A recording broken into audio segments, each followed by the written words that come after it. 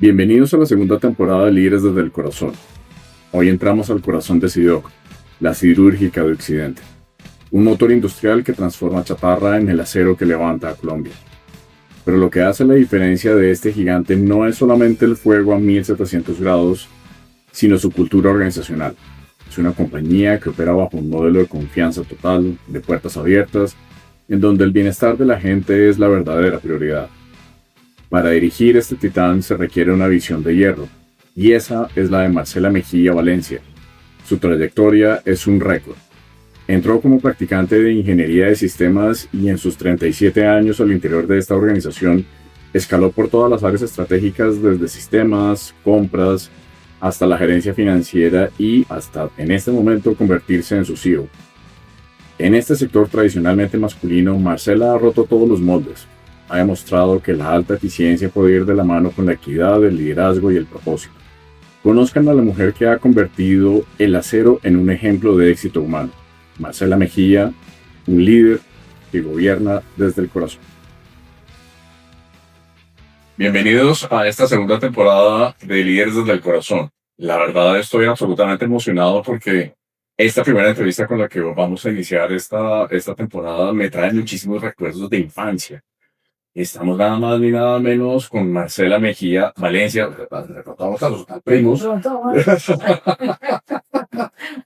Que es la CEO de Sidoc, una de las cirúrgicas más importantes de nuestro país y para mí es muy importante porque imagínate, Marcela, que mi papá trabajó casi toda su vida en tornillos Gutenberg. Yo crecí entre fierros y ahorita antes de que entráramos acá le estaba contando a Luisa que hace 40 años, cuando todos los temas de seguridad y salud del trabajo no existían, entonces mi papá tenía turnos cada 6 sábados, entonces yo me iba a la fábrica con él y veía cómo descargaban los camiones con el alambrón que llegaba de acá, con las importaciones. Nosotros también hacemos, además de varos, también hacemos tornillos. Hacemos, bueno, hacemos puntillas, hacemos malla, todo eso. Seguramente que si das una vuelta, te vas a recordar tu niñez. Claro, entonces crecí entre fierros, crecí entre repuestos, entre carros, entre una cantidad de cosas, así que pues de verdad me emociona uno la oportunidad que nos estás dando de poder estar acá contigo y también pues recuerdo tu infancia absolutamente maravillosos. Marcela, gracias por esta oportunidad y bienvenida a este espacio. Muchas gracias a ti, Germán, de verdad. Como te decía ahora, me parece muy interesante este podcast en donde lo que está mostrando es lo que hay de verdad detrás de todas estas personas y estos líderes que yo creo que es más importante que cualquier logro profesional que se haya alcanzado. Entonces, me gusta mucho el concepto y muchas gracias de verdad por ello.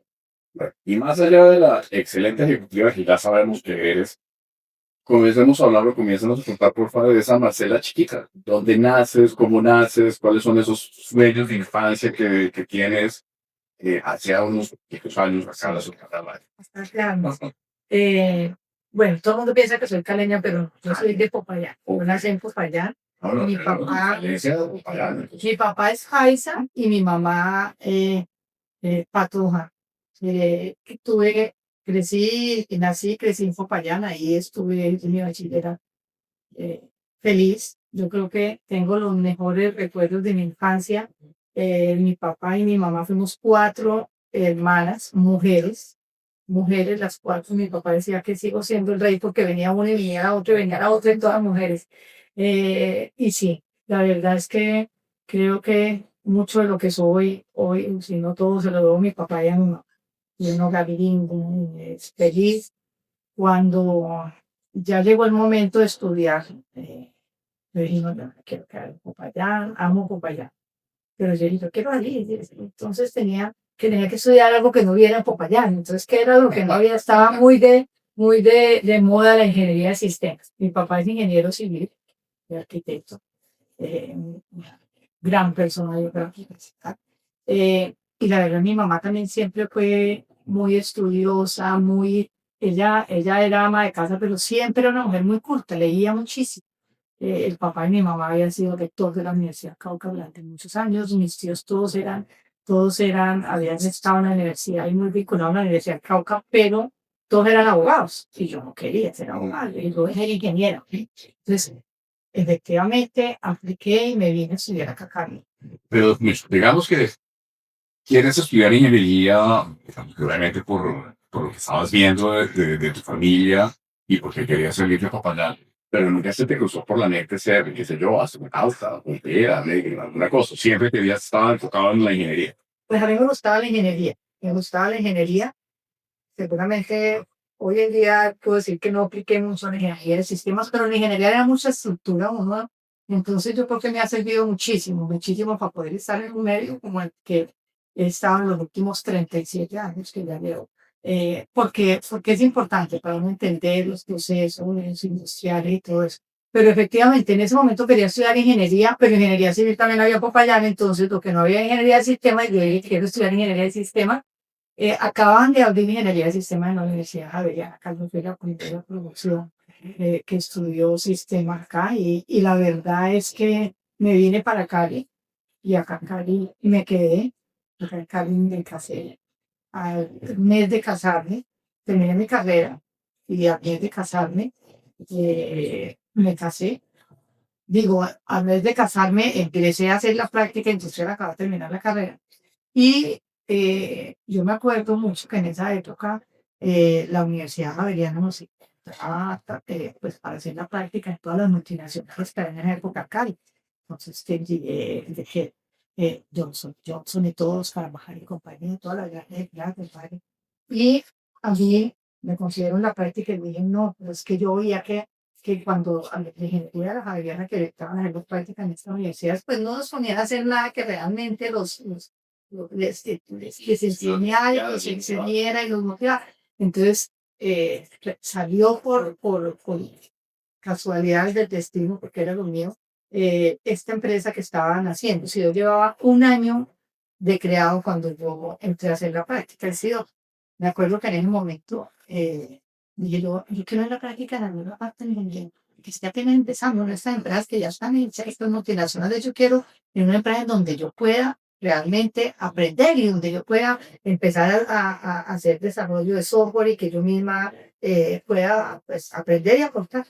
Y salió esta empresa que tiene un año, era de socios, Gustavo Adolfo López, paisa, vino aquí en Cali, que había sido un gran comprador de acero para los y que quería poner una siderúrgica. Y Moris Armitage, esta es una empresa familiar hoy en día es solamente de Moris Armitage. Y yo me acuerdo que yo llegué acá y este tipo de industrias son industrias pues realmente muy intensivas en capital de trabajo, que pertenecen, si uno le pone a ver las siderúrgicas de Latinoamérica y algunos otros, pertenecen a los grandes grupos industriales y económicos. Entonces, como que la gente decía, están locos, van a una siderúrgica. Dos personas van a meterse en eso y sobre todo que en esa época estábamos no en esta planta de que estamos ahora, sino en la planta porque era una planta más chiquita, eso era una fundición donde fundían piezas para los ingenios azucareros. Pero quería llegar a ser una siderúrgica porque Gustavo López y Mauricio Amitas, que había trabajado aquí en Siderpa, que es donde estamos, quería tener Esa es la antigua esa era la antigua sede, ¿cierto? Aquí donde estamos. Y Siderpa después fue el grupo Yerdao, uno de los grupos más importantes de productores de acero de Latinoamérica.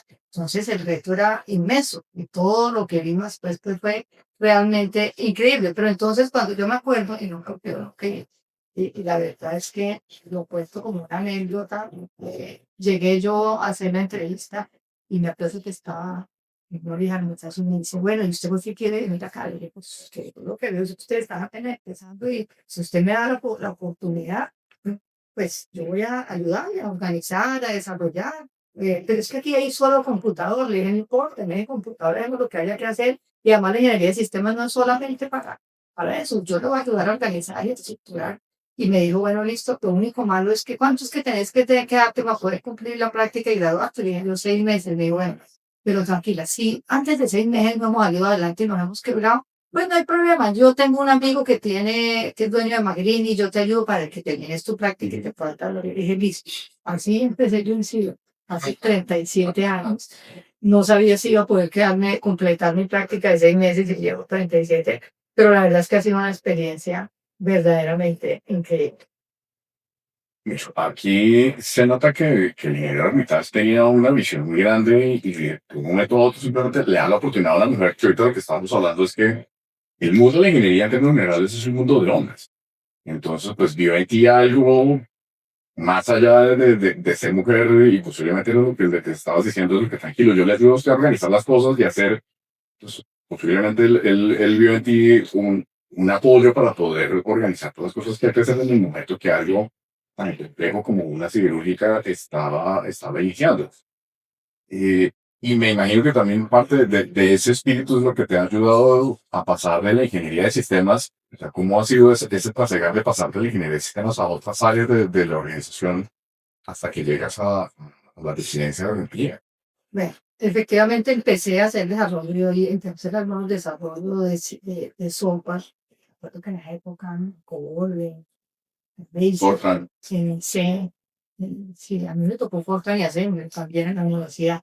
Bueno, entonces empecé a hacer unos desarrollos sobre todo en la chatarra. La materia prima era lo más importante y en ese momento pues no había, o sea, no había consecutivos, no había ningún control y la materia prima era lo que más costaba y era importante poder llevarle el control. Entonces empecé a hacer unos desarrollos de software para controlar los pesajes, la materia prima que entraba, para poder hacer el registro de todos los carros que entraban con la chatarra, cuánto había pesado, cuánto estábamos comprando. Y después me pasé a mirar todo el tema a desarrollar todo el tema de inventarios. Y así fui pasando desde el área de sistemas, organizando mucho la compañía. O sea, después me metí en el tema contable. Pero en todo esto, lo que yo creo que fue bien interesante y muy retador para mí es que yo no tenía ninguna experiencia. Yo nunca en mi vida había trabajado, yo salí de mi casa acá a la universidad, estudié y nunca trabajé durante la carrera, entonces yo no tenía ninguna experiencia. Y yo creo que eso fue lo más bonito de todo, porque entonces, la medida que siguió que iba avanzando, como te digo siempre, el tema era si no se va a quebrar, nadie, la verdad es que nos subestimaron toda la vida porque estaba calle de por medio y no era a unas cuadras, era como estás viendo calle de por medio que estaba, sí, que en esa época era el grupo Mayagüez. Y ellos nos subestimaron siempre y entonces yo dije, "No", y fue un esfuerzo muy grande, los primeros años de Sido son realmente son historias verdaderamente increíbles, de resiliencia, de realmente luchar por conseguir metas y las fuimos consiguiendo y fuimos creciendo. Y entonces de un momento a otro, entonces llegan acá los socios y me dicen, no, pues es que ya, no, ya lograste de alguna manera organizar el tema de sistemas, ya sistematizaste pues, lo más importante. Resulta que es que nosotros no tenemos quien nos maneje las compras. Había un señor que manejaba las compras y el señor nos dimos cuenta que tenía sus cosas raras. Entonces, yo, compras, pero es que yo no sé nada de compras. No, pues eso van aprendiendo, listo. Entonces, hacer la de mi tía, entonces, hacer un diplomado en temas de comercio. Ah, pero que si que está comprando los insumos importados locales, pero entonces salen muy costosos y entonces no nos da y necesitamos importarlos. Pero es que yo no sé nada de comercio exterior. No, vaya Marcela, pues haga su diplomado y aprenda y eso. Yo hacía los registros de importación a mano. Nosotros en la época del e-commerce y con la licencia previa y después la licencia. Imagínate, la licencia había que llenarla a mano y eso se equivocaba en una cosita y se la devolvía.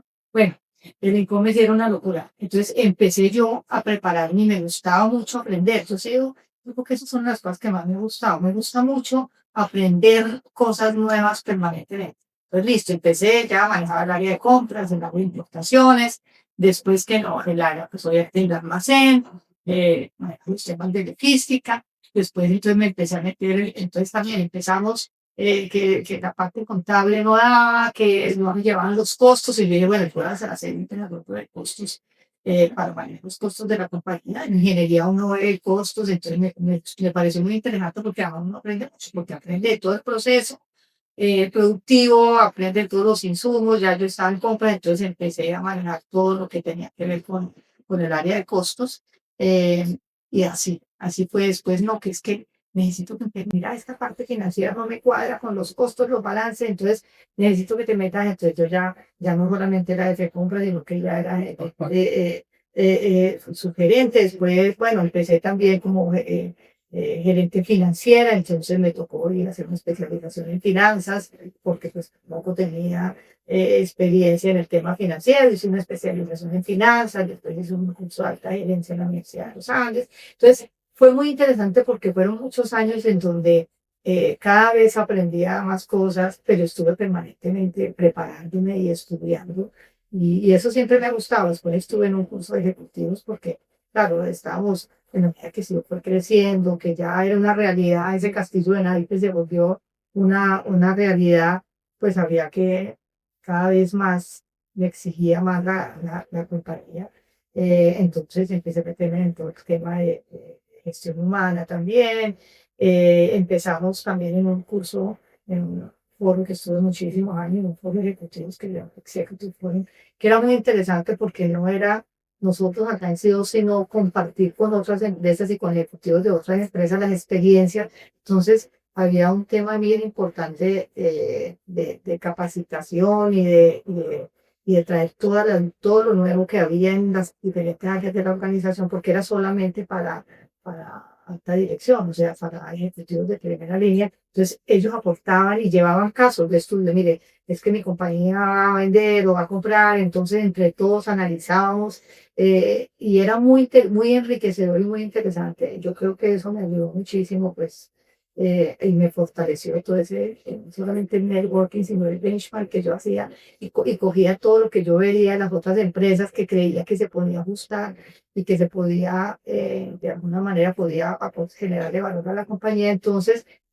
así fuimos haciendo y fuimos creciendo y fuimos haciendo, pues, decidió obviamente, con la dirección de Luisa Armitage, que siempre ha tenido o sea, la cultura de SIDOC y la filosofía de vida y la filosofía pues ha hecho que SIDOC sea una empresa diferente,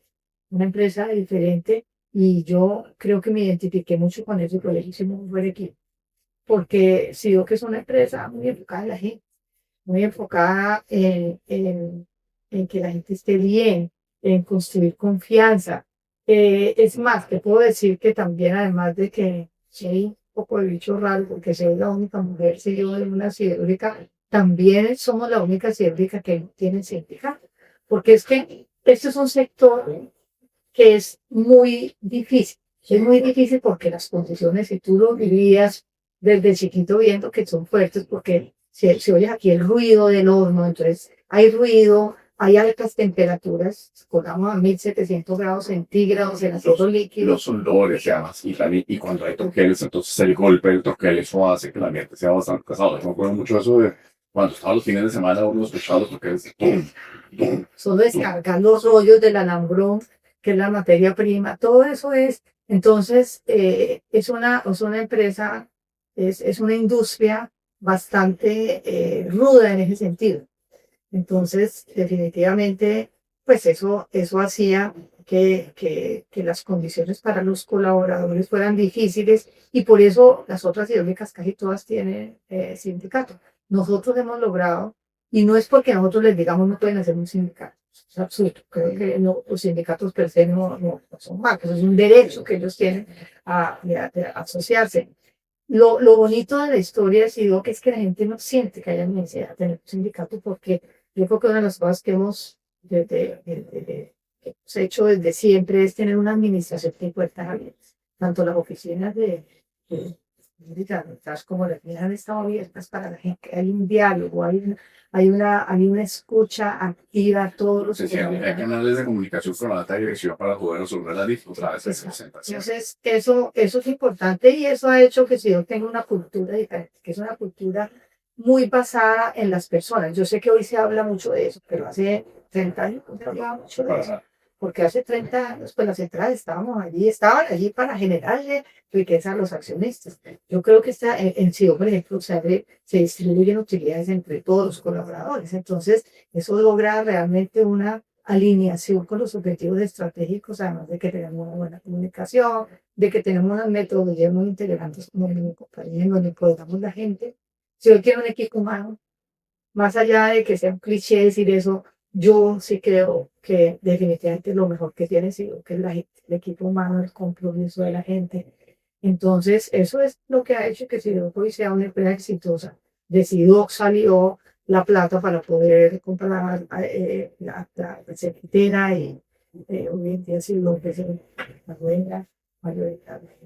de Secretos San Marcos, que es una empresa que está creciendo con la cultura, con el negocio, lo que queremos. Hoy en día que ya somos los socios mayoritarios, estamos tratando de llevar este modelo que ha sido exitoso en Civil, que ha sido basado en la gente, basado en la confianza, basado en que hoy todo el mundo habla de equidad en Civil. Yo creo que ha habido equidad desde el principio, no solamente de género, sino en todo sentido. Aquí la mayoría de oportunidades iguales para y eso lo estamos llevando a San Marcos. Y aquí salió la placa también para porque después del Consejo de 50, el 60 años de que no se hacía un ingeniero nuevo, un azucarero nuevo en el Valle del Cauca, pues sacó puntos su ingenio. Entonces, yo creo que Sido, este éxito que ha tenido Sido, que es un éxito que se debe literal. Ahora hablemos de tu parte personal. Ya vemos efectivamente que tienes un carácter fuerte, o sea, eres una mujer muy dulce, muy suave, pero tienes un carácter de no me voy a dejar y voy a salir adelante y voy a sacar con mis objetivos y lo que no sé, estudio, pregunto, algo que sea, pero voy para adelante. ¿Cómo ha sido? Pues tú dices que sales de la universidad, de casas, has tenido una vida profesional muy exitosa, pero también de las grandes dificultades que tienen las mujeres en términos generales es que a veces nuestras abuelas decían, hija, tiene que estar es en la casa, o la historia que nos contabas ahorita cuando estabas en la universidad, que las niñas de ingeniería vayan más bien para la psicología, porque allá van a estar mucho mejor, y ese tipo de cosas. ¿Cómo fueron esas conversaciones con su esposo para llevar un buen matrimonio, una buena vida y llevar esa parte tan importante de todos nosotros que es nuestra parte personal?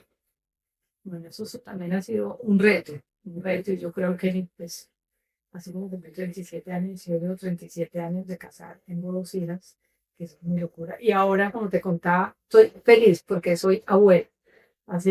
Tengo 3 meses, 4 meses ya va a ser que nació una nieta y la otra tiene 6 meses. O sea, Sueño, 2 meses. yo sueño cuando vaya a ser abuelo, además yo tengo 4 hijos. ¿4? Tengo Qué dicha, me encanta la familia grande, pero eso hoy en día no es muy normal. no es muy normal y hasta el momento ellos dicen que quieren tener hijos. Pero dicen, prepárense que cuando yo sea abuelo los voy a malcriar. Eso Es una época de la vida espectacular. Yo creo que estoy viviendo un momento de verdad espectacular. Pero bueno, ¿cómo llegué hasta allí? Sí, al principio, efectivamente, cuando me casé, no era mi idea, pues, trabajar 12 horas. Fueron muchos años, porque al principio decidió, pues, fue muy difícil. Por eso nos venían a embargar todas las semanas de Jumbo, estos Jumbo, y venían, yo me acuerdo que una vez, como le dijeron a que estaba Jumbo, ¿por qué no hay una de las máquinas? Si ahora es mañana, para mañana, pues déjense la máquina de escribir. le monto una oficina aquí. Era todas las semanas porque no era fácil. Este tipo de industria muy intensiva en Capital de Chavo. Y era difícil. Pero digo que el logro es bien grande del apoyo que hemos tenido con la gente. Entonces, pues eran jornadas muy largas de trabajo. Cuando manejaba el área de compras, el área de almacén, trabajaba inclusive los sábados también. Yo tuve mi primera hija a los 2 años de casar. Mi esposo, afortunadamente, yo digo que yo he podido llegar a donde yo he llegado gracias al apoyo que he tenido de él. Él ha sido de verdad importantísimo, importantísimo en mi vida, en la educación de mis hijas. Él en ese momento, su administración en ese momento administraba, trabajaba también empleado, trabajaba era el gerente del taller, en una concesionaria grande aquí en Cali. Y siempre trabajaba mucho con el sector automotriz. Y empezamos a ver, pues, efectivamente, que yo estaba en este ritmo tan difícil a los 2 años. Dijimos, bueno, nosotros queremos tener hijos, vamos a tener nuestro primer hijo. Y nació Mariano, que ha sido, pues, eso fue la locura nuestra. Niñas, yo siempre he querido niñas y estoy feliz de que mis hijas tengan niñas. Amo los niños y me imagino que si algún día tengo un nieto lo voy a adorar también.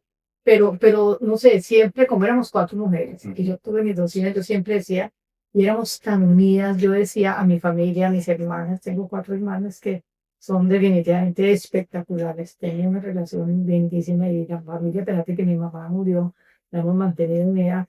Pues para mí yo decía, ojalá que mis hijas tengan también su hija mujer, que va a estar con ellas hasta que se muera. Sí. Entonces, efectivamente, Luis Fernando siempre me ayudó muchísimo, muchísimo con las niñas. Llegó un momento en donde dijo, ¿sabes qué? vamos a hacer una cosa. Yo te veo a ti feliz en lo que estás haciendo, porque la verdad es que yo siempre he sentido una pasión. Sidoca ha sido pues una parte demasiado importante de mi vida. Y él dijo, vamos a hacer una cosa, nosotros vamos a seguir los dos empleados. Mi mamá, a cuando tuve la niña, mi mamá, que fue una mujer espectacular, inclusive se vinieron de Popayán a Cali. Mis otras hermanas también se vinieron.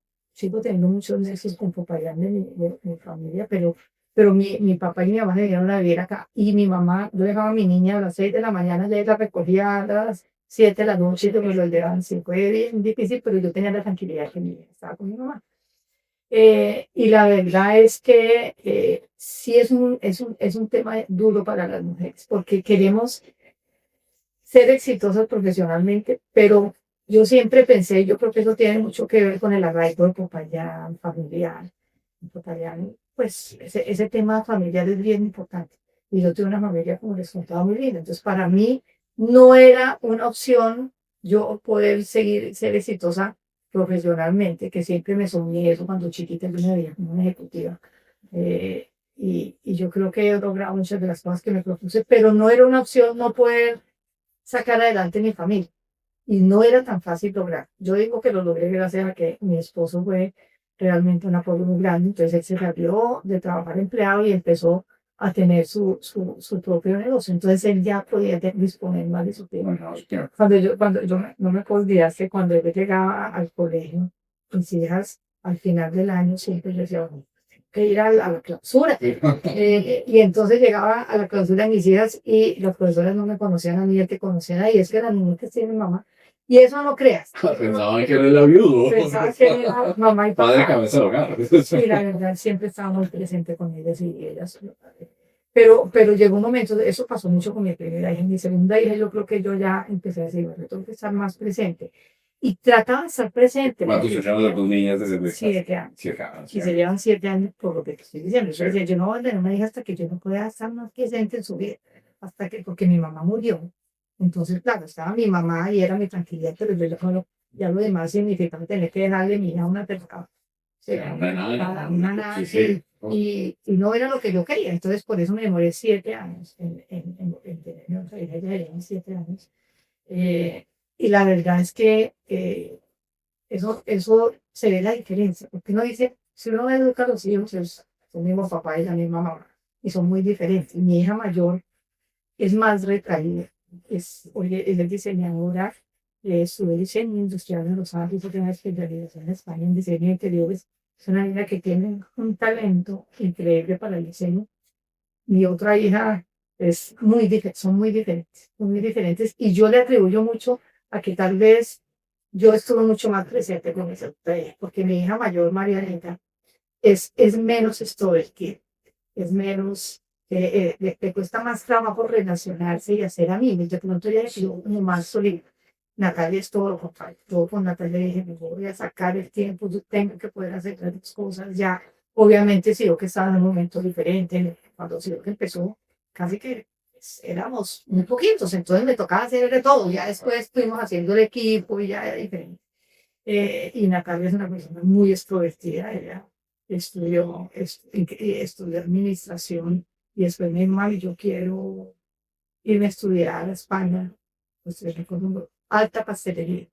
Le decía, "Bueno, sí, soy ingeniera, he trabajado toda la vida en industria y mis hijas no quieren ser empleadas, mis hijas quieren ser", y yo creo que eso se lo atribuye al hecho de que ellas me vieron toda la vida Claro.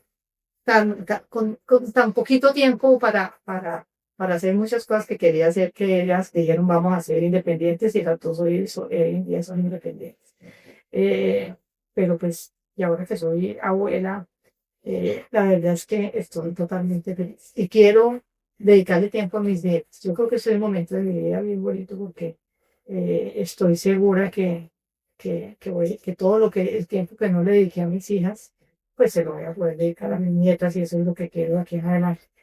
Y ese es uno de los grandes problemas que tenemos las mujeres, que tenemos ese, ¿qué puedo decir yo? No sé, esa angustia permanente de que o somos una cosa o somos la otra. Y yo creo que sí podemos ser las dos cosas. Tal vez yo en ese momento estaba muy joven cuando empezó Mariana, y como el solo hecho de tener que adaptarme porque no estaba haciendo lo que yo había estudiado, sino que tenía que hacer tantas cosas, pues me exigió mucho más. Pero yo creo que sí podemos hacer las dos cosas. Yo creo que sí podemos, yo no consigo que uno pueda realmente eh, sí, decir que logró en su vida lo que quería, sí, desde el punto de vista personal y familiar, no lo logró. Yo tengo una muy buena relación con ellas, las adoro, ellas están siempre en mi casa. Los fines de semana se van con sus esposos y con sus nietas para la casa y es espectacular compartir con ellas. Entonces, ellas sabían que su mamá estaba allí para ellas, porque no siento que fuera mamá ausente, porque para mí mi prioridad eran ellas, aunque trabajaran mucho. Entonces, ellas sentían eso, aunque como te digo, obviamente no les pude dedicar todo el tiempo que hubiera querido.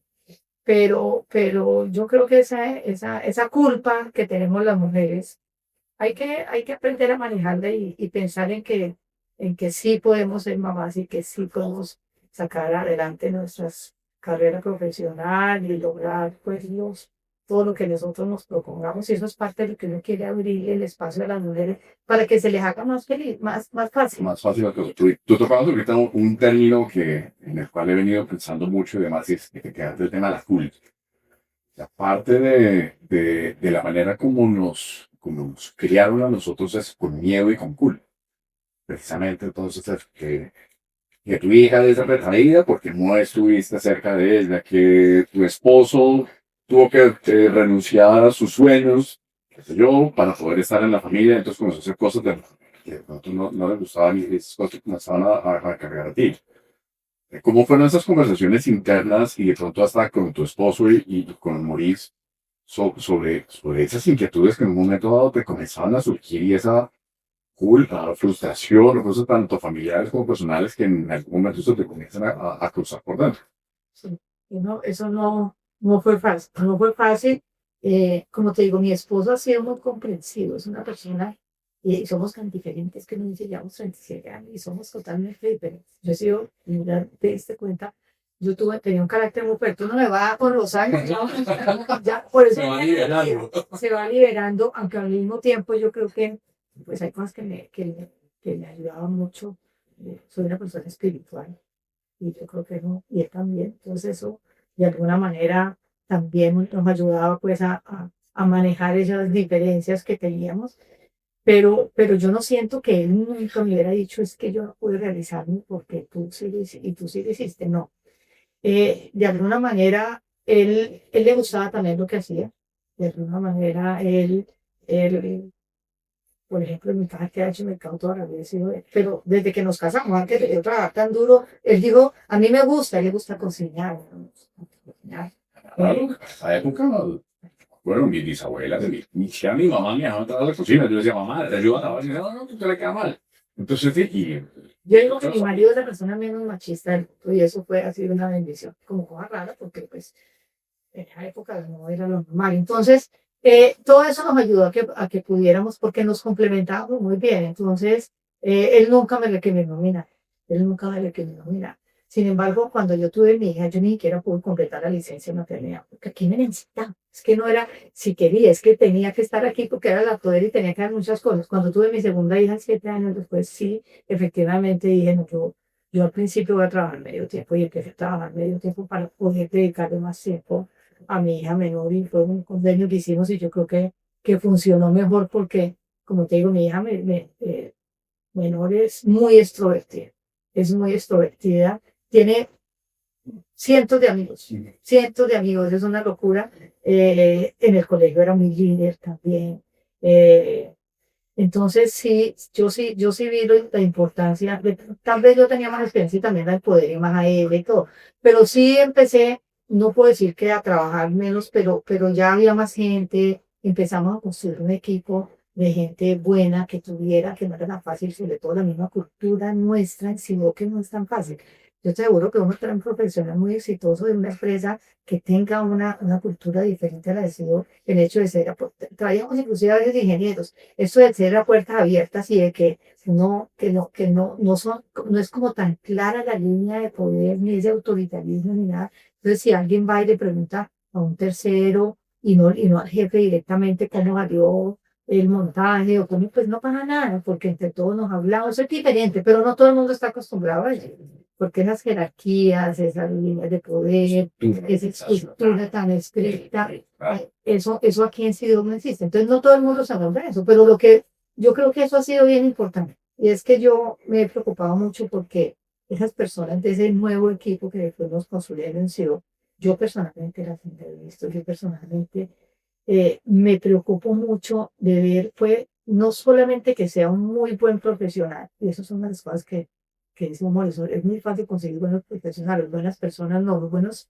personas, uno las puede hacer buenos profesionales con capacitación, con formación, pero al contrario no. Entonces nosotros nos hemos esforzado mucho en conseguir buenas personas.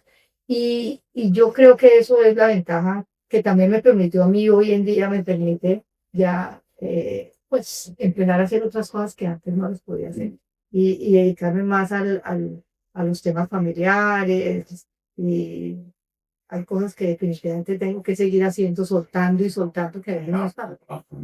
Todos necesitamos el país, necesita la experiencia, el conocimiento y todo lo que tú has tenido construyendo durante tantos años. Quisiera volverme a las conversaciones que pudiste haber tenido con tus hijas cuando ellas decidieron casarse, entonces decidieron armar su familia. Entonces, ¿cuáles eran esos consejos o cuando tú eres te decían, mamá, ya estoy saliendo con esta persona, de pronto tú ya veías, porque además las mamás son intuitivas, las mamás son brujas, Sí. y con base en lo que nos has contado que pues, has tenido un muy lindo matrimonio, obviamente con sus altibajos, Como todo, toda la vida.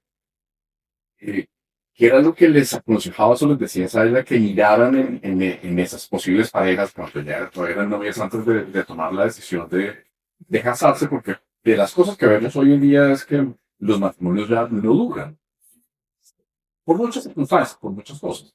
Entonces, desde esa experiencia, desde eso que tú has vivido, ¿cómo eran esas conversaciones con tus hijas para decirles, mira, fíjate esto, no te pienses en esto otro, esto sí, pásalo?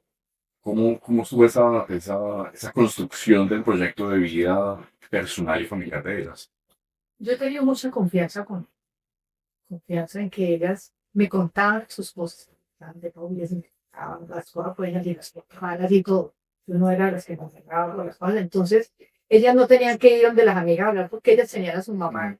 En el tiempo que yo les dedicaba, el tiempo que yo considero que ellas tenían la facilidad para contarme y yo vivía muy pendiente de sus cosas, a pesar de que estaba mucho tiempo en Ciudad. Entonces, yo creo que lo más importante es personas perfectas, ¿no? Pues, porque es que uno idealiza mucho la pareja. Entonces entonces yo les decía, ay, ¿qué es que? Entonces me decían, no, que fulano puede hacer esto, y es que tiene esto. Yo, "No, nunca van a encontrar a nadie perfecto. Lo importante es que esas diferencias no vayan en contra realmente de tus principios, de tus valores. Yo creo que el tema eh, familiar tan arraigado que teníamos, porque seguimos nosotros, por ejemplo, nos reunimos todos los sábados, mi mamá falleció, pero nos vemos con mi papá y con todas mis hermanas. Tengo una que viene Estados Unidos, pero con las otras nos reunimos en mi casa los sábados. Entonces, ellas han vivido ese tema familiar y para ellas, mis hermanas también están casadas.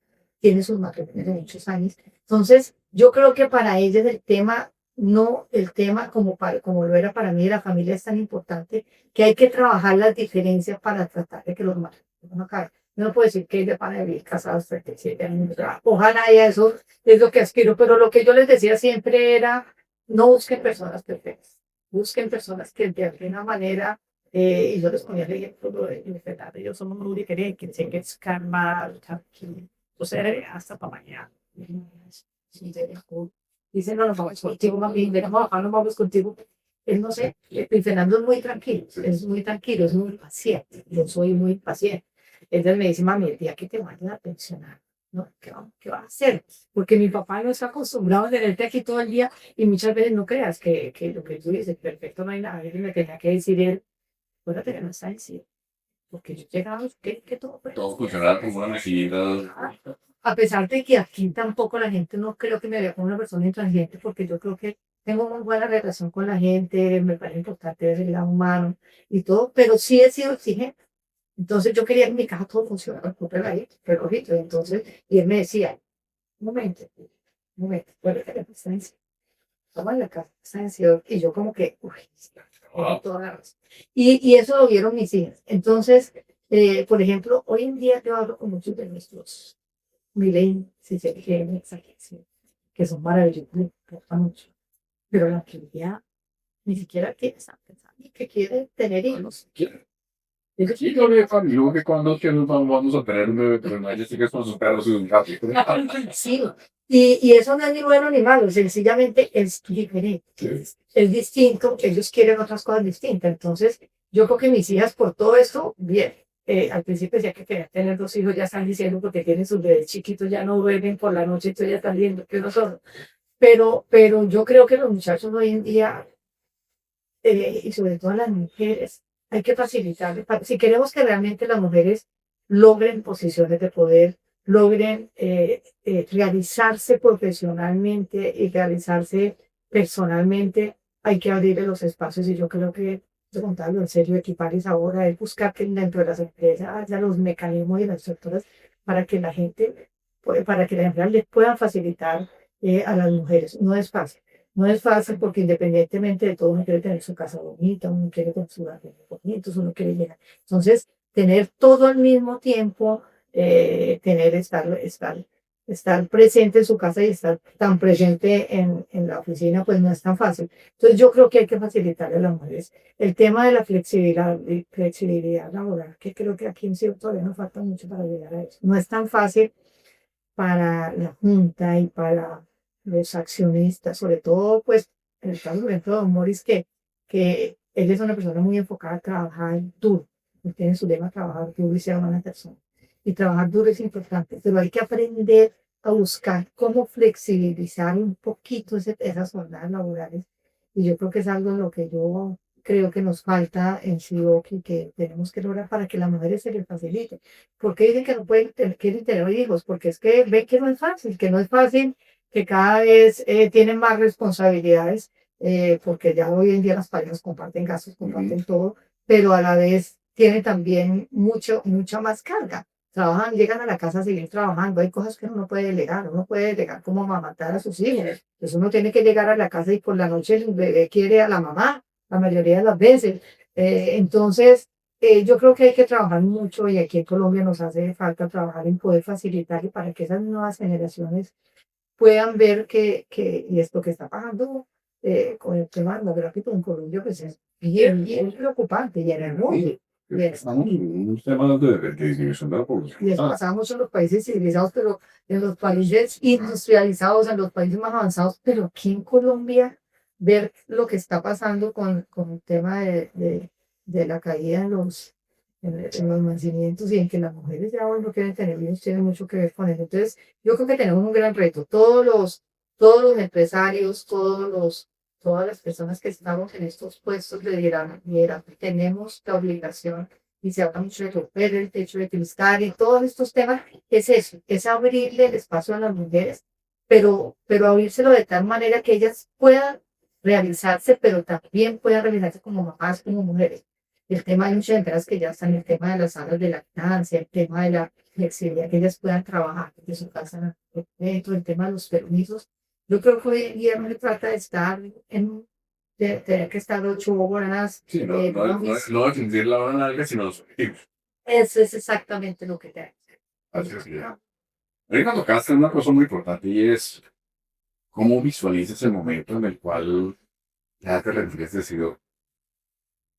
¿Has visto qué va a pasar en ese momento en el cual ya sueltas las riendas y se entregues a alguien más? ¿Cómo proyectas su vida en ese instante? Sí. Yo ya estoy pensionada. Yo ya estoy pensionada, ya llevo 3 años no supe. Ya.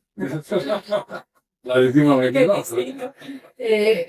Pero la verdad es que sí empieza uno a pensar en eso. Y te quiero decir que este año 2026 me ha puesto a pensar mucho. Todos los años uno empieza a trabajar y al gimnasio me voy a adelgazar. Yo no, yo este año voy a empezar a pensar en serio en hacer otras cosas. Y mis nietas tienen mucho que ver con eso. Las dos chiquitas, Olivia y Julia, me tienen loca. me tienen loca de amor y yo siento que quiero estar más tiempo con ella, siento todo lo que, el tiempo que no puedo compartir con mis hijas, quiero compartirlo con ellas. Yo, pues, en la vida, él. Las traerlas, poder desconectarme. Hay una cosa que me cuesta mucho trabajo y que nunca logré ya en 37 años, es viajar y desconectar. Entonces yo viajaba con mis hijas y ellas aprendieron a ir con eso. Entonces yo estoy pendiente de algo y cuando había diferencia horaria y todo, voy a las 2 no, cuerpo, sí, porque es que yo tengo que mirar si cuánto me produjo, si no se pagó la planta, si entró la chatarra, si hubo plata para pagar la nómina. Entonces yo nunca he logrado desconectarme y pienso que esa es una de las cosas que uno tiene que aprender y uno va dejando cosas a un lado, cosas que uno quisiera y que le gustan y que hubiera querido hacer. A mí me encantaba la lectura. Joven, yo me acuerdo que de chiquita, mi mamá chiquita. Eso te iba a decir, con los resultados de tu mamá, que es una mujer muy culta, ese tipo de cosas escalan de todas formas en las personas. Yo me acuerdo que yo de chiquitica, mi papá tenía unos libros que eran de mi abuelo. Y mi abuelo, que era abogado, escribía libros de hecho. Y yo me acuerdo que había unos libros de este caballo en mi casa, que eran la memoria de los Georges. Y yo quería como ver que mi mamá ves, no, me cerca este libro. Tú estás entendiendo lo que dice. Yo tenía 8 años. A mí me encantaba la lectura, me encantaba. Lo dejé de leer porque tuve que empezar a leer. No, es que decir, no, leerte finanzas y lo que Ya, rompe. ya, entonces yo quiero y poder tener un libro y decir el fin de semana llego y como la semana no estoy en la casa el fin de semana no leo porque entonces tengo que llegar como decía a ver las acciones, a ver mis matas, mis orquites, a ver las nietas, a ver las hijas, a estar con la familia. Entonces quiero empezar a pensar en eso. Yo creo que hay un punto de inflexión en este año 2026 en donde en donde yo voy a empezar a ver qué es lo que yo quiero hacer con mi vida, qué es lo que yo quiero hacer para compartir con mi familia. Mi esposo ya está pensionado también. Hay que pensar en esa nueva convivencia, ¿no? Ya los dos en la casa, Porque va a al ser mismo tiempo son él no súper. es me enloquecer aquí todo el día, porque es que dice que yo soy hiperactiva y que no sé lo que es circunstancial, no es nada. Entonces, claro, como te digo, estoy en la casa, entonces estoy arreglando esto. Me dice, ¿no tienes otro closetcito para arreglar? Para revisar, así que con el de los vecinos. Porque no tengo esa concepción de estar acostada, acusado, en mi casa, la verdad. Eso para, y voy a tener que empezar a hacer eso, porque si no voy a enloquecer a mi familia y no me digo, 127 años me van a pedir el divorcio al primer año jubilar, seguramente. Pero yo creo que sí, que me da mucha tranquilidad pensar que aquí tenemos en SEO un equipo de gente maravillosa, lo he ido formando. Yo creo que he tratado de no ser, o sea, de involucrar mucho a la gente. Y el solo hecho y la sola cultura de SEO, de ser tan abiertos, de contar las cosas, yo creo que aquí eso hace que se facilite mucho más una transición. Y yo creo que ya estoy empezando a pensar. ¿Te afecta lo que digan las otras personas de ti? Cuando hablan bien, cuando hablan mal. Ese tipo de cosas de pronto te cuestiona o no le pones mucha atención a ese tipo de cosas. ¿Sabes qué, no? Me afecta lo que puedan pensar mis hijas, por ejemplo, mi esposo. En algún momento me afectaba mucho lo que pensaba mi hijo. O sea, sí, sí, era como un afán de demostrar que yo sí podía demostrar que, ¿ves? Eh, eso en ese sentido sí, pero yo creo que ya no, es que yo creo que en el momento de la vida en que yo estoy, ya siento que estoy por encima de todas estas cosas. No me importa, yo creo que me siento tranquila conmigo misma, me siento feliz de haber logrado lo que he logrado. Habrá cosas que hubiera podido hacer seguramente mucho mejor, pero ya te fueron así y ya es el momento de aceptar y de empezar a ver otras cosas distintas. Hoy en día no me afecta, seguramente antes me afectaba más, hoy en día no me afecta lo que la gente piensa o lo que la gente diga, afortunadamente. Entonces, acá hay unas personas que nos han contado algunas historias y te lo vamos a mostrar.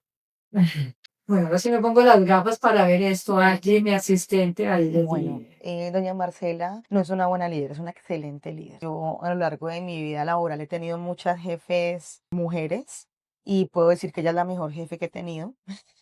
Su estilo de liderazgo es muy humano, es muy centrado. Obviamente ya, a ver, ella ha encontrado el equilibrio perfecto entre cumplir las metas de la empresa, cumplir los objetivos de los socios, de la junta directiva, junto con el crecimiento humano. Ella nunca ha dejado de lado el ser humano, el trabajador, que las personas salgan adelante eh, por cumplir los objetivos de la empresa. No, ella ha encontrado el equilibrio perfecto. Su estilo de liderazgo está basado en que la persona cumpla sus objetivos, en impulsar a las personas a cumplir sus objetivos, no solamente que uno salga adelante como profesional, sino también en su parte personal, en su parte emocional. Ella se preocupa por las personas que tiene a su alrededor. Ella es una persona conmigo lo puedo decir, es una persona muy maternal, ha sido una persona muy maternal. Yo la quiero mucho y no la veo solo como mi jefe, sino como un ejemplo a seguir. Ella, su liderazgo trasciende no solamente la empresa, sino también su parte personal. Es mi modelo a seguir, es uno de mis modelos a seguir. O sea, yo digo, y lo digo como a modo de chiste, cuando sea grande quiero ser como ella. La- ella, pues yo tengo un hijo de 18 años, pero y ella tiene sus hijas grandes y aún así ella siempre está pendiente del bienestar de sus hijas. Así como ella lidera esta empresa, ha liderado su familia y es una familia hermosa. Entonces yo siempre digo, cuando sea grande quiero ser como ella, quiero ser una profesional exitosa, reconocida en mi campo, que mi familia, tener una familia hermosa y que me ame de la manera que a ella la aman. Em, no, ella es una líder maravillosa y le he aprendido mucho y quiero seguir teniendo la posibilidad, la oportunidad de seguirle aprendiendo muchas cosas más porque sé que ella tiene mucho más para entregar en cuanto a su forma de liderar.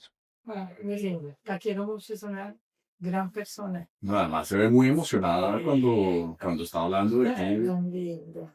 Sí, de verdad. Angie sí es. Además que también es un gran ser humano y que eso es muy importante. Es lo que yo te decía, que estamos demasiado rodeados de gente buena y de personas que quieren dar lo mejor de sí siempre. Yo siempre les digo a ellos eso. Ay, Enrique.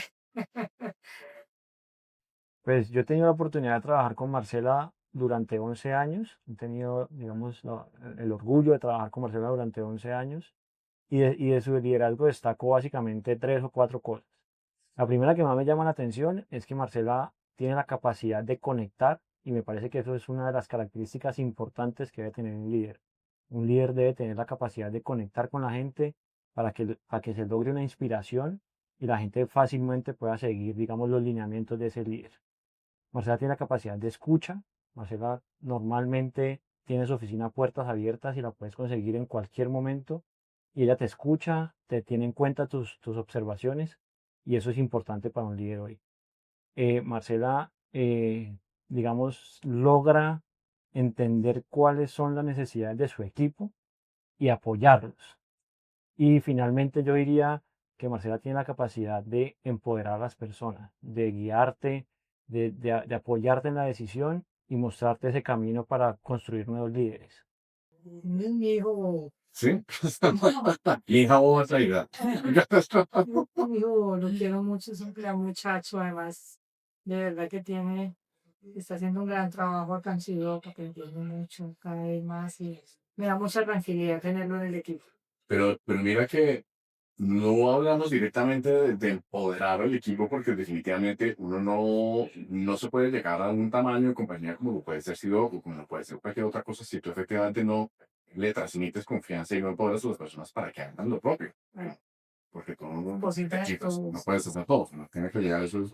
No lo habíamos tocado, pero mira que Ay, es posible. no, Susana. Tengo un agradecimiento especial por Marcela Mejía, por ser un referente, no solo para mí, ser un referente para muchas otras, en una mujer que con trabajo, esfuerzo, dedicación, inteligencia, logró estar donde hoy está. Sí, logró los resultados que hoy tiene desde su desarrollo profesional. Y adicional en este sector siderúrgico, que ya hemos visto y hemos hablado que en un sector siderúrgico para una mujer que puede verse como vulnerable, Marcela Mejía nos ha mostrado una líder fuerte, lo que rompe estereotipo y esquema de lo que nos pudieron yo creo que eso ya ha ido evolucionando y va a ir evolucionando más con el tiempo, pero nos pudieron catalogar como débiles. Entonces rompe ese esquema y nos da una posibilidad en un campo donde quizás en otro momento no estaba tan visible. Y en eso doy un agradecimiento especial por darnos ese referente y personalmente por ese apoyo que he sentido de ella, por ese respaldo también, porque como líder también he ido aprendiendo igual que ella y me he ido desarrollando igual que ella y he sentido su apoyo, su respaldo y su guía en este proceso de liderazgo que termina de escribirse nunca la historia total, ¿no? Seguimos aprendiendo con errores, con desaciertos y ella ha sido una de esas guías referentes para ir aprendiendo cada día más y por eso le agradezco mucho.